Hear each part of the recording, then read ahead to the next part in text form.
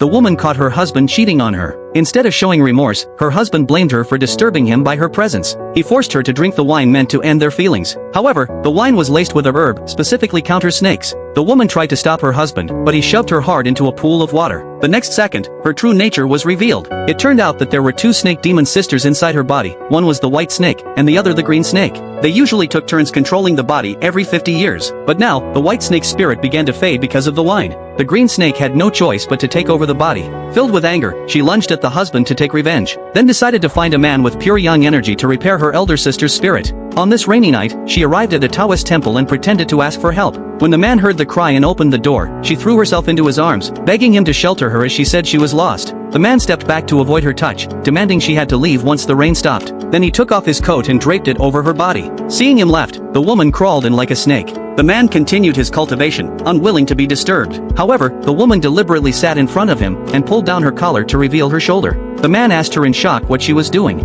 but the woman began describing her injuries and asked if he could tend to her wounds. The man had to stop his cultivation to help her. Just then, the woman praised his warm hands and revealed her other shoulder. The man closed his eyes instinctively. Seizing the chance, the woman hugged him from behind and nipped at his ear. As she slid her hand inside his robe, the man pushed her away and drew his sword, demanding she show her true demon form. However, his pure yang energy made the woman only feel excited, for this was exactly the man she was looking for. She grabbed the sword blade and moved closer again. This time, the man tied her up tightly with a demon binding rope, but the woman still refused to give up. She forced a kiss on him to absorb his vital energy.